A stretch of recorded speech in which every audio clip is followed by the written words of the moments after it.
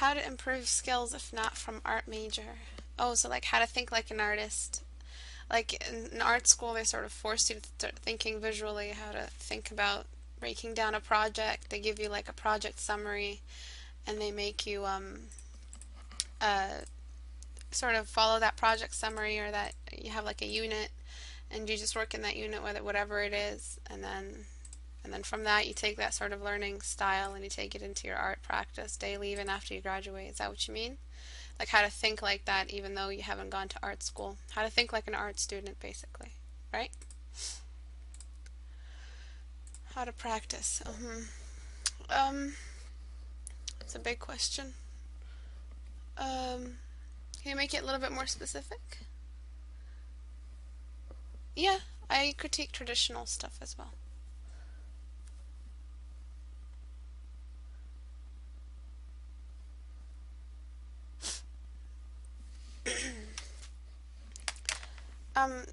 For whatever I have on the how to practice question, without it being how to build a good foundation, um, you have to, if you want to build a good understanding of art, like a good sort of foundation about how to think about being an artist, and how to go day by day, and go day by day like efficiently and learn efficiently. You have to stop thinking about it in the creative sense. You have to separate what's creative and what's not creative about art. If you confuse the two, you're constantly going to try to make a creative project out of every piece of study that you do. So what the problem is, what I always talk about is, if everyone can pay attention to it, is students are not realizing that they're students, and they try to be the master artist before they've even like finished their first or second year as artists. They're already trying to bring out stuff. They're already trying to build their portfolio. As a student, you're nowhere near qualified to complete a painting. You're nowhere near qualified to create a masterpiece, something that you'll call your masterpiece, something that will shine in your portfolio. And so to think like an art student sort of is to be an art student, to be a student, to recognize that there is a great deal of your time that has to be invested in being a student, and that every painting that's going to come out of your hands is going to be a study. And that's it, because you are a student and you study. It's no longer an endeavor to be as creative as possible. It's no longer self-expression at that point. So you can literally assign, it can even be that particular. You can assign specific days for when you want to be a creative thinker and when you want to be a student. A student, as an artist, an art student, is just literally the visual study of the laws of physics. You're literally studying the laws of physics. Just visual, just with your eye. There aren't any calculations, so there's no real mathematics. There aren't any chemicals, so there's no real mixing or understanding of atoms and atomic structure and chemical structure, and how different chemicals combine and how to name different chemicals.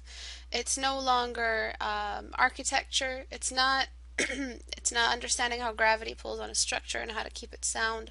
It's literally all of that stuff, but only visually. You're literally just studying the visual aspect of all the sciences of the world. Not even sciences that are observational sciences. It can, all sciences are observational sciences, but not physical sciences. We're talking about intellectual sciences as well. I mean, not psychological sciences. So you can even think about anthropology. You can think about psychology. All that is going to be used later when you're painting. So when you're thinking about those psychedelic abstract images or portraits that you sometimes see, there's a lot of psychology invested in that.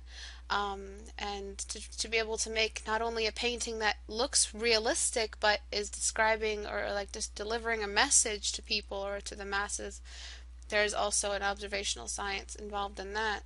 So as an artist, number one, you never stop learning. And number two, you have to recognize you're a scientist before you became the creative thinker. You guys think that just because you're painting, you're all of a sudden exempt from the mathematics, you're exempt from the sciences. You've never been more involved than you are right now in all of that. And thinking about it this way will help you relax a little bit, because you're not expected to make a masterpiece just yet. You haven't even learned enough. What experiences do you have of the world? What true tribulations have you experienced? What true phenomenon have you observed yet that you can deliver in a painting that no one else has already done? I'm talking about these artists in the group right now that in listening in the class, that want to affect the people that they look at. I'm not talking about people who, and nothing's wrong with this, but I'm not talking about people who just want to paint anime for the rest of their life, because that's technically a lot easier endeavor than wanting to become the next Da Vinci, or even a fraction of what Da Vinci was. I'm talking about the people that want to influence their audience, people that want to move their audience. You have to start thinking scientifically. That's the key. Stop thinking like an artist, start thinking like a scientist, because when you're painting, you're just observing one law of physics. In this case, let's think about landscapes and how landscapes are structured. Everything about landscapes is scientific. Everything about the way we approach a landscape is scientific thinking. From the horizon line to vanishing points to structures, to the way you want to create scale. So if there's an object in the background, an object in the foreground, an object in the immediate foreground or middle ground, and then you have the object in the foreground, the fact that this object is darker, which is the contrast, and this object is the lightest, this object stacks, this object's size decreases as it moves away along the vanishing point on the horizon line. All of this is scientific stuff. When you think about the face structure and the biology, think about the eyes, the nostrils, the nose, the teeth, and then the jawline as a separate unit. This is all biology. This is all observable science. All this information has already been considered somewhere in another field of study by a professional who uses this knowledge to help people. So when an architect designs a picture or designs a paint or a structure so people can build it, they use the laws of vanishing points and horizon line and all that and all those systems. When a nose, ear, throat doctor wants to help you fix your sinuses, he has to understand how the skeletal structure works. He has to know where all the cavities are in the sinus system. He has to know which chemicals to give you to flush them out. That's why they have to study biomedical and then apply to med school, because it's exactly the same as art. You learn the field, you learn the knowledge, you gather a bunch of knowledge in your shirt, and then you go around life using all that knowledge and picking away from it so you can help people, so you can do something with it. The knowledge is there, and then the application. Whenever I teach my students, I always talk about the two main ways I teach. The main way I teach, which is two big branches: knowledge and application. You need either, but one comes first always. Always one comes first. Application can lead you to knowledge. You can discover some stuff, but technically you can't really apply anything yet. You can't paint a painting or help a person if you're not at least understanding at least one field thoroughly. So knowledge is what you're here for. This is the science part. This is where all artists here are scientists. Knowledge is why I can sit here and tell you the knowledge, is why I can sit here and talk to you about symmetry and how it makes a face beautiful. That's the knowledge aspect. That's me understanding the knowledge. That's me knowing the knowledge. Application is how I take that knowledge and make my own personal paintings. If you guys want to efficiently boost your learning system, if you guys want to efficiently just like on a fast train to your better self, understand that you're a scientist first before you're an artist. That's probably the best piece of advice I can give you. And unfortunately, that wasn't advice anybody gave me when I was younger, and I was always there trying to make the perfect. I literally went from masterpiece. They weren't actual masterpieces. Let me tell you, it's what I thought was a masterpiece. I literally went from one fully painted canvas to another fully painted canvas and learned that way. I never studied. I never did focus studies. I never did form studies. That's why I'm doing so many nowadays, so I can catch up. I never understood what form even meant. By the time I was 18, I didn't even know what form was. All of this stuff I discovered in a really slow way because I was addicted to wanting to prove to myself that I was an artist by making masterpieces. Now, listen to this. You're not necessarily an artist only because you paint. You can be an artist if you haven't painted even one painting yet. An artist, again, is the scientist first before they become the applying the creative force. They are a scientist. They are an observer, and don't pressure yourselves on making masterpieces just yet. If you want to start thinking like an art student, and I'm not talking about art students today, because schools today are absolute shit. They're just crap. It's just one big money laundering fucking crap. It's a business.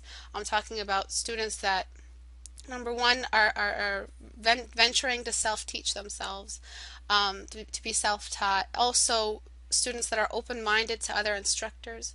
I'm talking about the modern student, the one with the resource of the internet. The students that come out today are going to be vastly better students than anything I grew up with. I know that for sure because you guys have the internet now. You guys have loads of resources. So it has nothing to do with making the best paintings. It has nothing to do with being a showman, like an artist only for show, because you uploaded a picture or two on DeviantArt. That's not what makes you an artist. What makes you an artist is being an observer. And exactly, do it the Leonardo way. He was a scientist, and he was a raging scientist. The way he studied bodies was he went to the place where dead people are kept. I forget what it's called. It's not crematorium. It's mortuary, and he would literally dissect the bodies. He would morgue, yeah. He would just break apart the muscles of the arm one by one and sketch on the side. I mean, how much more scientist is that? He literally was a doctor. That's what he was. He probably had a doctorate in human anatomy. He just didn't know it. No one was there to sort of give him a badge for it. Not just that, he studied mechanics, he studied flight, he studied all of that kind of engineering, and he saw things in water, the forces of water. He used to write poetry. He was a poet as well. So it's not just about sitting there painting stuff and calling yourself an artist. You have to do the work, and the work is in the knowledge, it's in the observation, it's in recognizing that you first have to be the observer. You have to sit there and stare at the riverside on the beach, and you have to say, holy shit, that island over there is practically blue compared to the rock in my hand, which is really, really dark. And that's observing. And then you write that observation down, and then you take it to a painting, and then you all of a sudden have captured that law of physics. That law of physics has now been integrated into your canvas. And then you have realism. And then, after having lots and lots of realism, you can invent your own landscape. You can start painting your own landscapes. But that's not for a while, guys. That's not for a while. Right now, relax. Lay back, relax, and just observe. Just fill your brain up with as much knowledge as possible. You will slow down your learning if you're constantly trying to do a masterpiece. You will speed up your learning if you break them down into studies. Okay? Is everybody with me? I know that was a lot that I just threw over you guys, but it was a good question, and it had to do pretty much with everything that has to do with being an artist. So don't stop trying to make masterpieces. If you're sitting there just painting a cube all day long,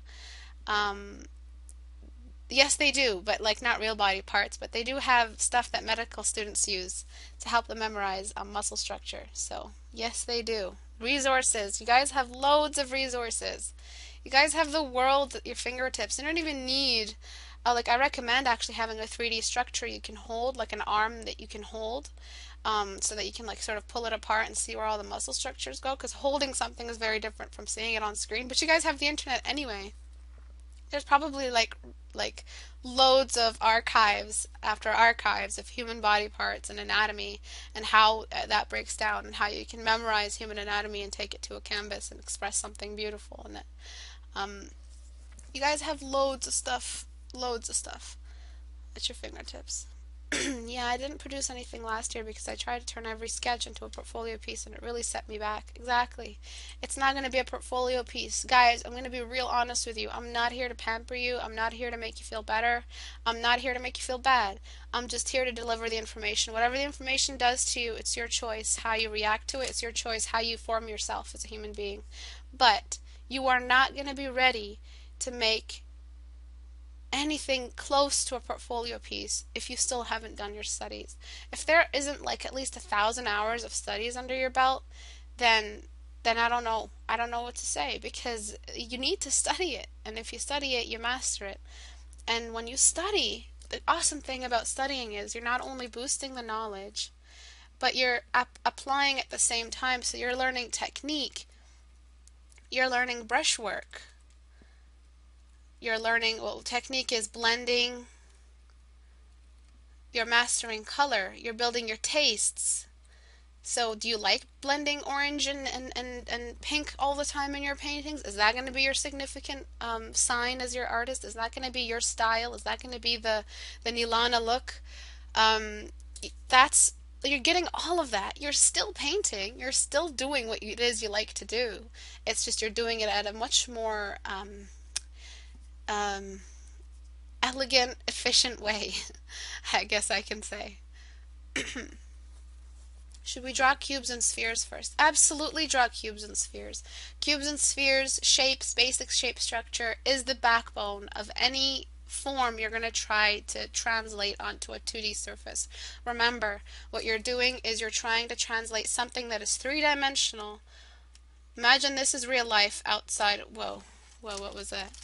Imagine this is your paper. This is you sitting down, standing up with your pencil and your easel, and this is a cube in front of you, and the cube is posing all sexy.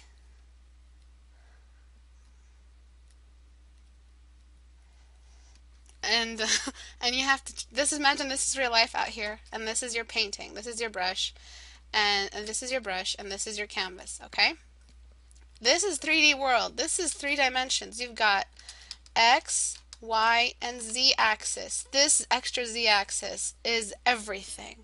It is the reason why we have electrons. It is the reason why we have neutrons and protons. It is the reason why we have planets. It is the reason why we have rotation. It is the reason why we have weight, mass, volume. It is the reason why we are alive. If we were a 2D world, we'd just be flatlanders, according to Carl Sagan.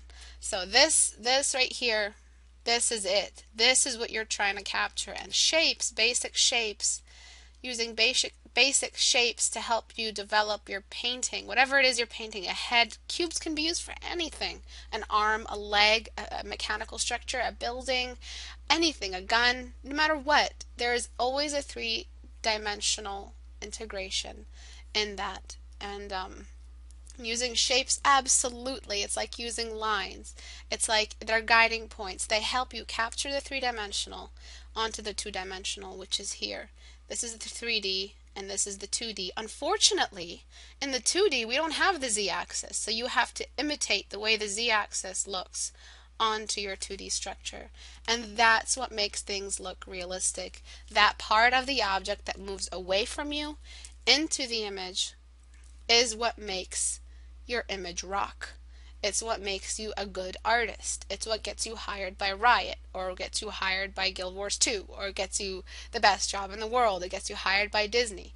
Animators have to use shapes because they have to animate the object as if it is in a 3D realm, as if there is a Z-axis. And shapes, that's it. That's all I'm telling you. Like, that's all I need to tell you, because shapes are automatically considering the 3-dimensional aspect of the shape. They're thinking about the Z-axis. Please remember to break down what you're thinking about. Break down the shapes that you're trying to draw. Remember that you can't draw the 3rd dimension no matter how much you try, unless you have a 3D printer. Unless you are a 3D printer. You're not a 3D printer, by the way. You are a human being. So what you need to do is get that 3rd dimension into your painting. Through observation, scientific observation. Okay, you're all scientists. When can we move on from shapes to other objects? When you have a sophisticated enough knowledge and applied enough hours onto what shapes can do for you, then at that point you can move on to more complicated shapes. Because basically every single shape you're ever going to draw has a very, very basic underlying shape beneath it. So thinking about the structure of a human head, basic cube, thinking about a truck, probably a trapezoid or some other shape, I don't know, like a tank or something. Thinking about a tree, cylinder, thinking about anything else. You have to know what shape you're looking at first. Then you can sophisticate it and add branches and add leaves. At that point, you can sort of invent your own kind of anatomy or own kind of style, because at that point you understand the three-dimensional, and then you take it on to be more sophisticated.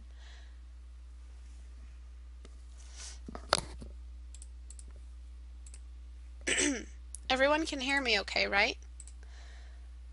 If anything, I will be posting this on to YouTube so that you guys can watch it over there. Any other questions now that we're on the topic? Did this just start? It started like 10-15 minutes ago.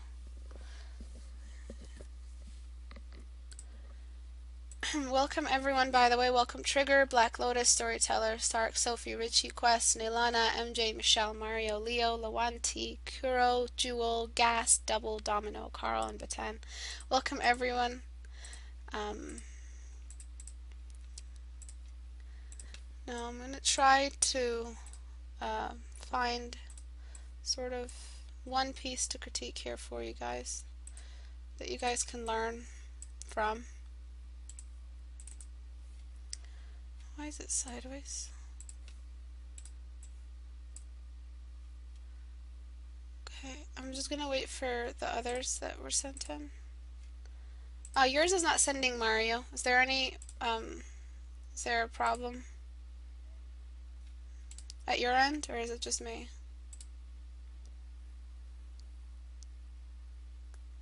I kind of want to critique Mario's. I haven't critiqued his in forever, or any of his. Yeah, try again. Just make sure it's a JPEG.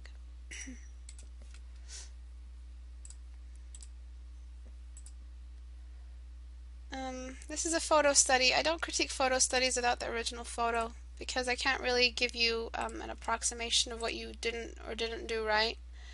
And I can't really give you a light source that's new. You have the photo there that you're supposed to just blindly duplicate. So I can't really critique a photo. Any other questions before I jump on to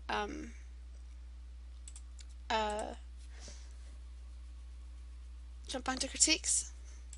I think I have time for one, and I'm going to try to do Mario's open file. Okay, Mario.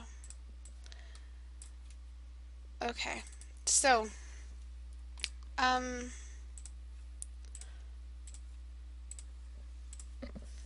okay, let me see which one. Which one would you like me to do, the eyes or the whole face? Would you like me to just focus only on the eyes?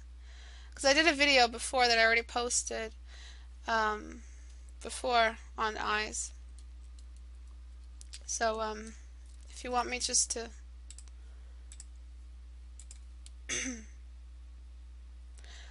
are you working on the business tips thing mentioned before? What do you mean business tips? Like on how to work in the industry? I can't give much advice because I haven't ever worked in a studio. I've worked something similar to a studio, but I can't say I've ever worked in a real studio, like, live-in studio or one nearby my house that I go and work in for 10 hours and I come home. I've never done that. So that aspect of the industry I have no experience, not much experience with, though I can imagine it to be very similar to what I do on a daily basis from home. I work from home. The biggest thing I can tell you about working in the industry is learning how to deal with people. That's the most difficult thing. You're literally going to be a salesman, and you probably didn't want that, but it's just another thing to add to being the shitty life of an artist. You're another salesman now. You're a car salesman. You're a dealer, and you have to provide the service. You have to show what the service is, and then you have to provide it, and you have to make sure the service you provide is exactly to what the examples that you showed, that it matches to what you showed and promised. That is the most difficult thing about working in the industry. No matter who you work for, no matter how big your customer is, no matter how much money they're paying you, there's that essential tool that you have to learn, is how to deal with people. And how to make people comfortable. You make sure you're not overwhelming people. And yeah, and that's pretty much it. That's the smallest little blurb I can give about it. um, is the sound gone for anyone?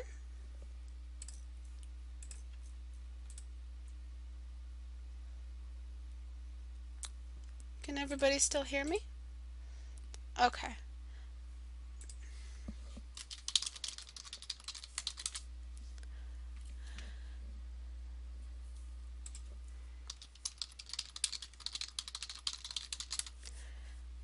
Okay, I'm just making sure everyone can hear. Other than that, start off with low prices and start raising your prices the more sophisticated your portfolio becomes.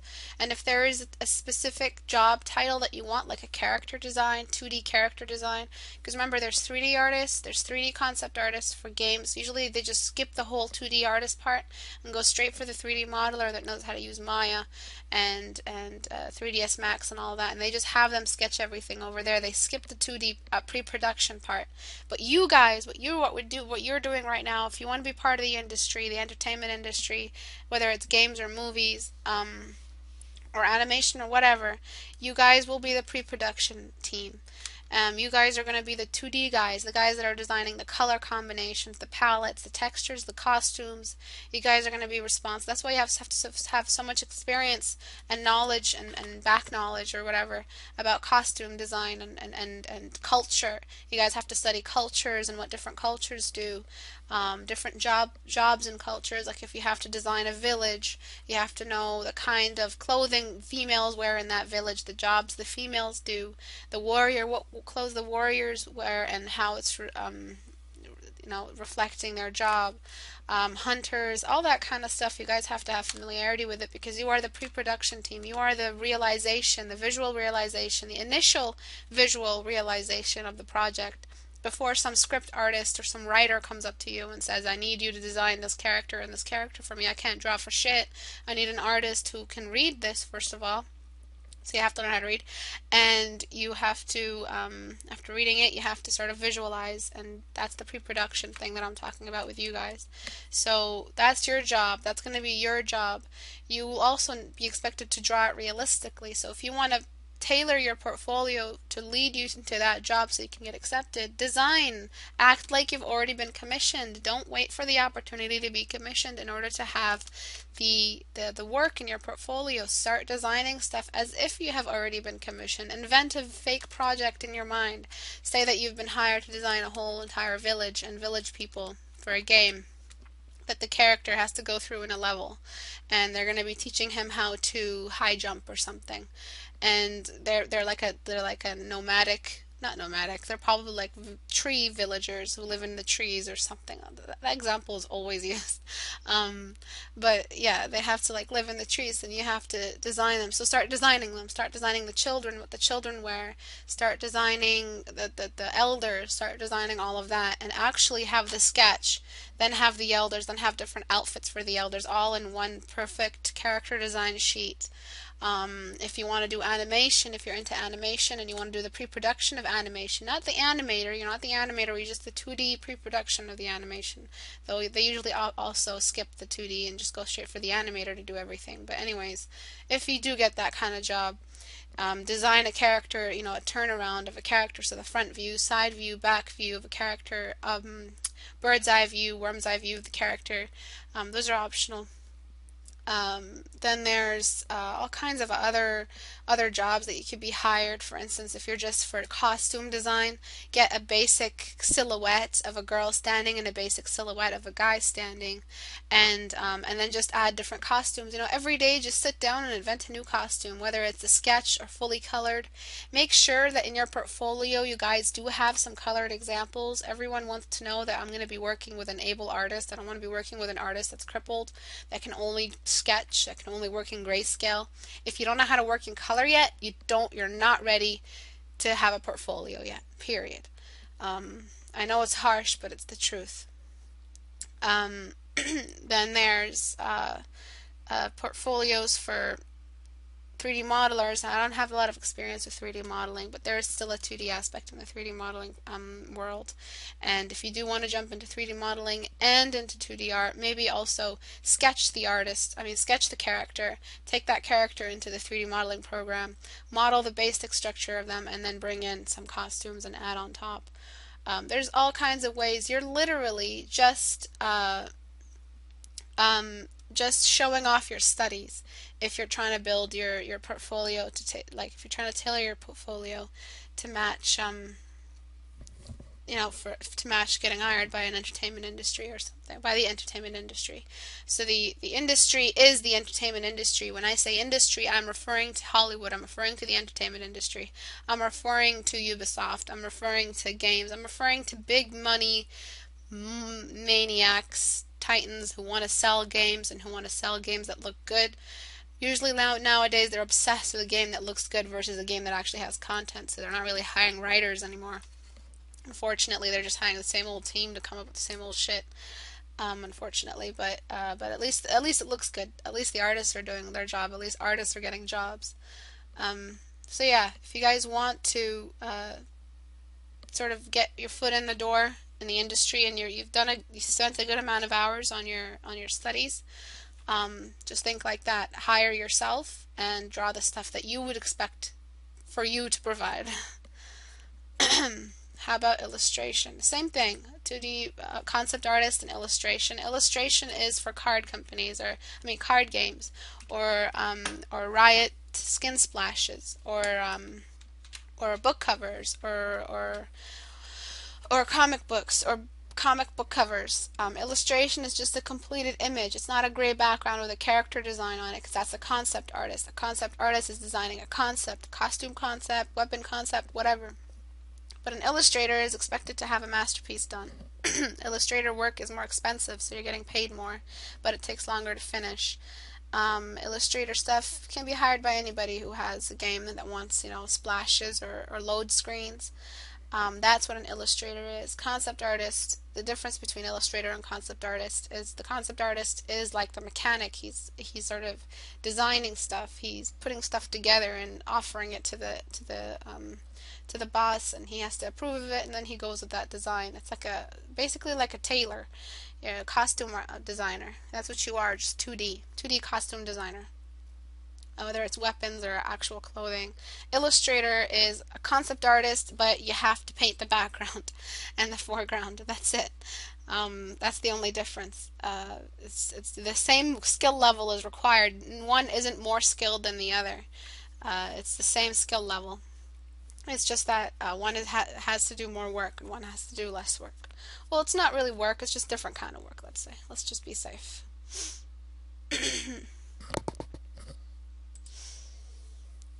Okay. I'm sorry about the bad quality. I don't know if it keeps lagging out on you guys. There is a snowstorm the size of Timbuktu over here, and the snow just keeps piling on. It's minus 8 degrees Celsius. It really hit bad today. Do I do portfolio reviews? Yes, but I think privately is better. That way I can sort of spend the time on it, not out here.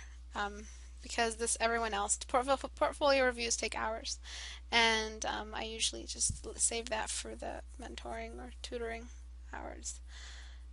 It's okay for most of you. Okay, that's good. So let's jump on to Mario's drawings. Sorry about talking too much. It was a good opportunity to answer some big questions. Okay, Mario. I am going to critique these eyes for you. One thing that you're doing too much is contrast. You're depending on the contrast to sort of complete the image. And what I find here is you know how to paint a face. I just feel like, number one, they're not finished yet, which is okay because it's a study, so I can't really judge you on the texture.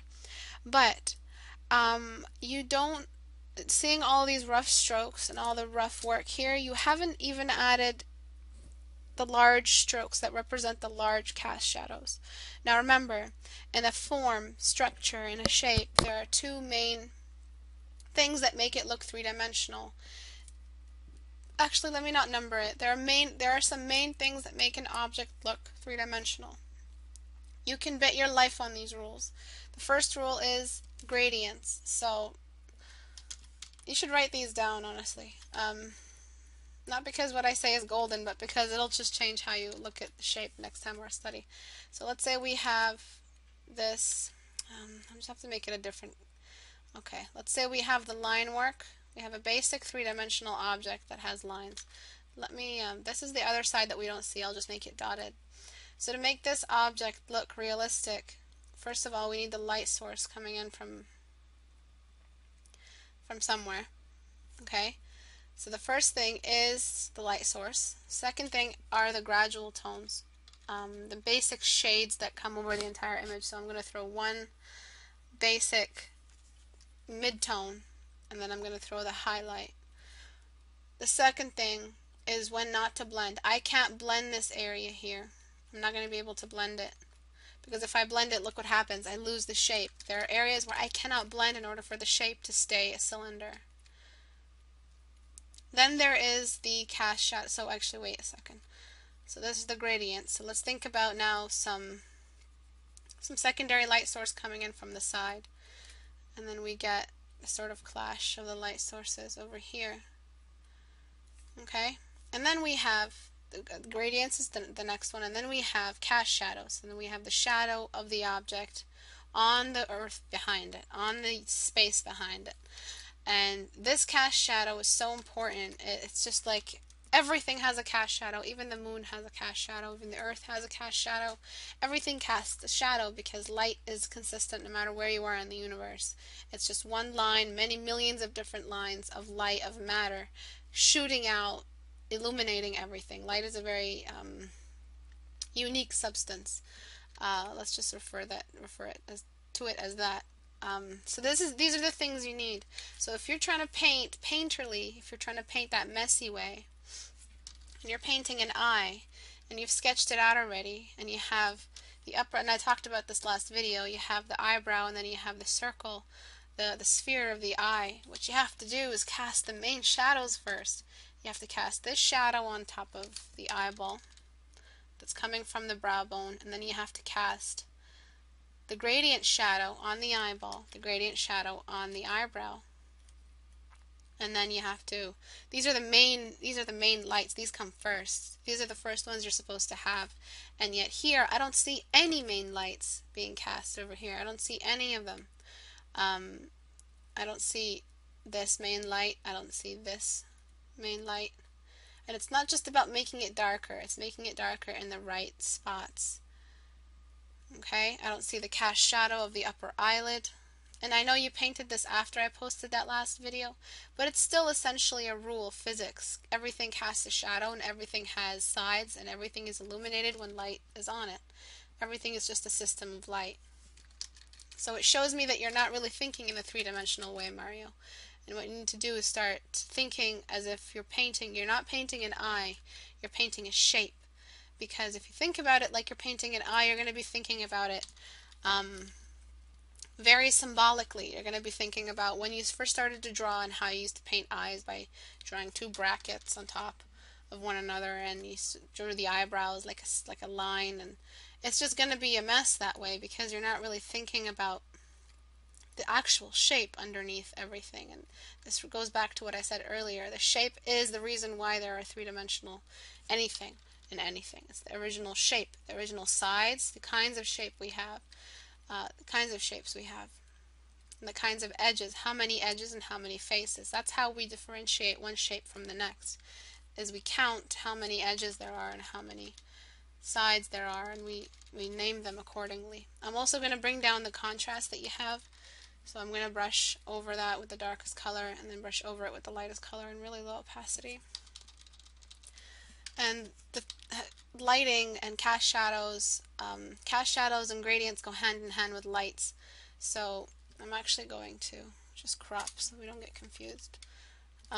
They go hand in hand with lights because the light is the reason why we have the gradient and why we have the cast shadow. It is like the core ingredient behind all of this. So wherever there is a cast shadow, there is a culprit behind it casting that cast shadow. So we know that parts above the eyebrow have a lot of light on them because this is where the cast shadow is traveling. So as a general diagnosis, do more form studies. As a particular diagnosis, like sort of like a more detailed or relating to this painting here specifically, watch the last video I did. I really go in depth with it on how to sort of make an eye look more realistic, because an eye has specific areas where it's always going to be reflective if you're doing Rembrandt lighting.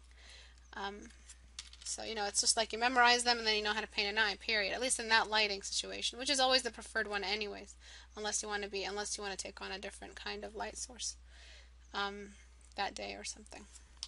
But do you get what I mean when I say study more shapes, Mario? It means think about the shape more. I want you to see the shape more. I also talk a lot about dark spots and their benefit, and I also have a video before that about the dark spots. They're really just, they anchor your image so that you don't go any darker and you go only as dark as you need to go. And I know my style is just like bleeding all over this because unfortunately I can't turn off my style. I wish I could turn it off for the critiques, but I can't.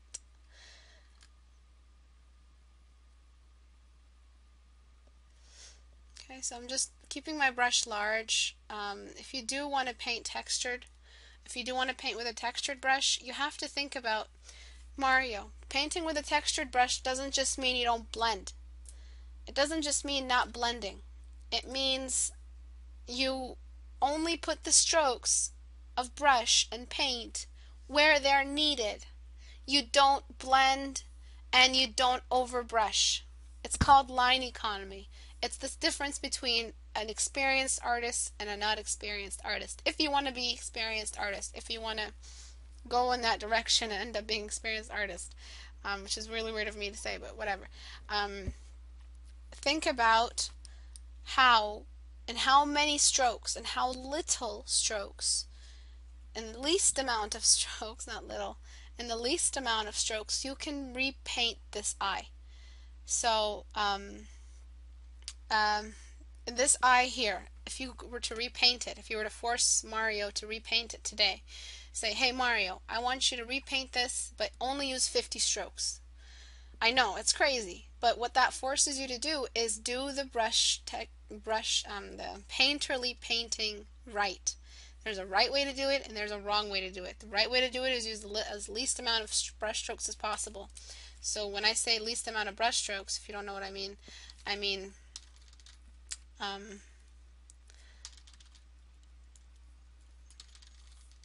like you literally only have this many 1, 2, 3, 4, 5, 6, 7, 8, 9, 10. You only have this many to use 1, 2, 3, 4, 5, 6, 7, 8, 9, 10. You only have this many of these 1, 2, 3, 4, 5, 6, 7, 8, 9, 10. And you only have this many 1, 2, 3, 4, 5, 6, 7, 8, 9, 10. You have to rearrange these to make a face. They can be different colors. You can have 50 dark ones and 50 light ones. That's just it. You have a limit and you keep to that limit. Are you with me? The wrong way to do it is this. First of all, use different kinds of brushes. Okay, they're not even organized in size, so you're not even thinking about large to small. Fuck that. You're like, fuck you, Istebrak. I'm not thinking large to small. What are you talking about? And then you get a different brush. Oh, let me use basic brush. I don't know why. I'm just gonna use that. I am Lord, la la la. And then You go to this random. Ooh, this looks good. I'm gonna use that.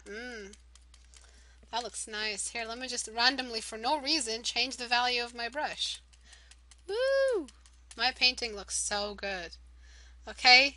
That's what I don't want you to do. Be organized, alright? The way you rearrange your faces, the way you rearrange your pens at school.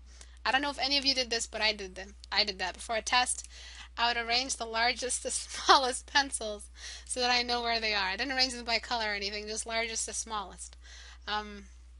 This is what a good painting looks like right here. A good painterly painting looks like. What this forces you to do, what the real purpose is, jokes aside, this forces you to think about where the sides are that are illuminated of the form, shape, underlying the object you are painting.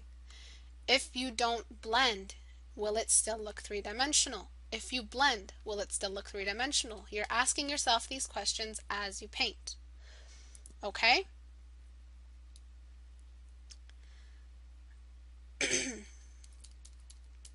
So, is everybody with me? Did everybody understand what I just said? So, when it comes to this painting over here, I am using a soft brush, but initially I showed you where the basic first initial shapes are. So, there is this shape, this initial stroke, right here, this lower half of the eyeball. These are the main ones we need. So we've already used this and this. Where else do we have shapes we need to use? We have one large shape over here and over here, so we've already crossed this much out. Then we have, smaller strokes over here and over here. We cross out these. Do you see what I'm saying? Don't use too many strokes, and think about the shape. Think about an efficient way. What do I mean by efficient? Istebrak, what the fuck do you mean by efficient? When I say use strokes efficiently, I mean the difference between a gas from 1992, a car from 1992, and a car run by gas from 2008. Compare the two and how they burn gas in order to perform as cars. So the difference between a car from, I don't know, I don't know cars, man. Those old ones that are so old, and then you got the new ones that are so new, and they burn gas differently, right? One burns more gas to do less work, and one burns less gas to do more work. You want to be the new car, okay? That's all I'm saying. You want to be the new car. What if the stroke is not accurate? That's a good question. You also have to have an accurate stroke. Do you know what I do? Do you want to know what I go through every time I paint? Literally, this is what I do. Is everybody ready?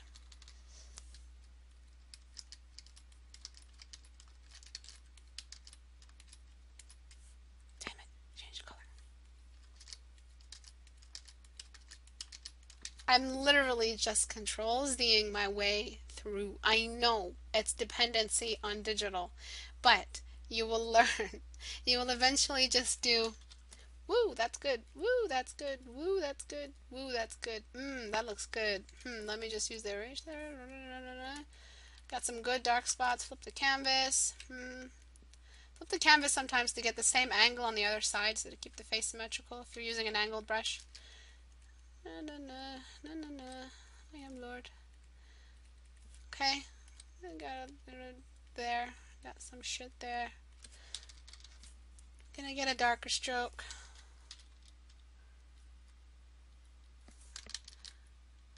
Do you see my controls? Is everybody seeing this? No, don't like those. Okay, then I'm gonna do this. Alright, then I'm gonna think about the nose. It's another dark spot. Don't like that. Shrink my brush. Oh, there's a nostril. I see a nostril. Flip the canvas. This is not using lines. If you had lines, you'd have an easier way to precisely, aim well. And I'm literally just Control-Zing my way through this. Okay. I'm just drawing some angry chick with really weird brows. Okay, just thinking about shrinking my brush where I need it. Not shrinking it too much, thinking about dark spots. You're just darkening as you go, shrinking as you go, thinking about basic stuff, alright? So, yes, this is the correct way. Yes, because you're not stroking too much. This is the right way to do it. I'm not saying I'm the best, please. It's just the right way to do it because you're thinking about the dark spots, you're thinking about large to small, you're thinking about the shape, you're thinking about the light source. So it's a bad example for light sources because what I usually do is I choose base tone.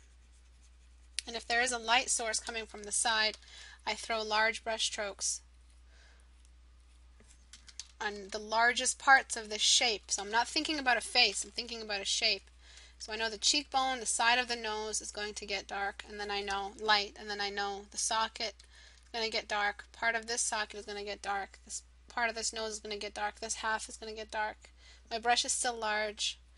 The lips, I'm thinking about the shade I want them to be, makeup or not.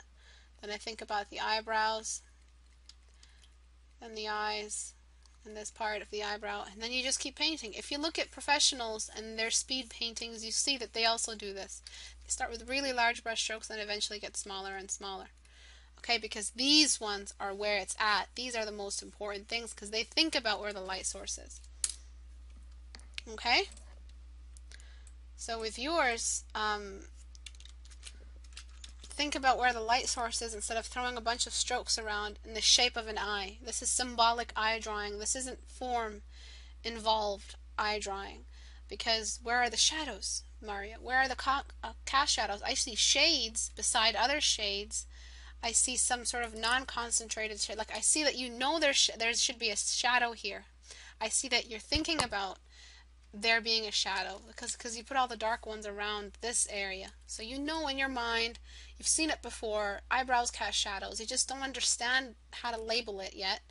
So you don't know how to just make it one clean stroke to represent the cast shadow of the eyebrow on the eye. And then you have the shadows here of the eye socket. And then you have too much lights to begin with. There's a rule. Don't break this rule. Don't use lights too soon. Don't use blacks too soon. You can use them all at a later date. Okay? Can you later date? A later time where you can just use them efficiently. So the only darks that you need, like I've said, I'll think about 100 million times already after I first started teaching. Since I started teaching, dark spots, please, first. And then follow with the lower shades. Okay? So there's a lot that we talked about today. I'm going to be posting this on YouTube so you guys can take a look at it. But that's it really. That's the secret to being an artist. Be a scientist, observe, be organized with the way you draw art. Don't take your studies too seriously. You're not going to make a masterpiece anytime soon, so just enjoy being a student. Don't rush. You don't have to grow up too soon. Make sure your stroke economy is high. You have a lot of stroke efficiency, so you don't overdo it with the textures. I think you guys should just try to render as much as possible. Forget painting painterly just yet. Leave that to the people who've spent at least 1,000 hours blending, so they know where they really need to blend and where they really shouldn't blend. You know, for now, just learn the shadows. Learn where you shouldn't blend and where you need to blend. Learn where an edge is. An edge is an unblended. The difference, the change when from a sketch to a drawing, the way you transfer lines into form is just like this. You've got the cube. You want to change this cube into a three-dimensional object? Easy. Get rid of the lines.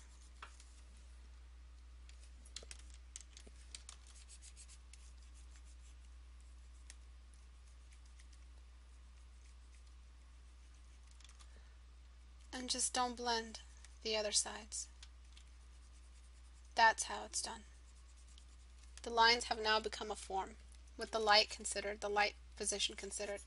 That's it. Forget about painting all crazy and painterly. Just forget about that for now. Okay? All right, guys. I'm gonna call it a day for now. Thank you everyone for coming. Thank you, Carl, Dirty Paws, Domino, Double, Fiobali, Gast, Kuro, Lawanti, Leo, Mario, Mita, Tabi, Michelle, MJ, Nilana, Natello, Sophie, Storyteller, The Black Lotus, and Vuer. You guys are the best. Thank you for your support. I will upload this on YouTube for those who missed it. Sorry about the internet going in and out. There is a snowstorm here today, but good luck with everything. If you're on my Skype, please message me. I'm always available. If you guys want to throw your work into the critique queue, so I can look at it on Thursday, right? Yeah, today's Tuesday, I think. Yeah. Then just throw it over. And I'm on Facebook. I'm on Twitter. I'm on DeviantArt, bro. I'm everywhere. I'm all around you. You guys can contact me if you really wanted to, let me tell you. So yeah. Bye, guys.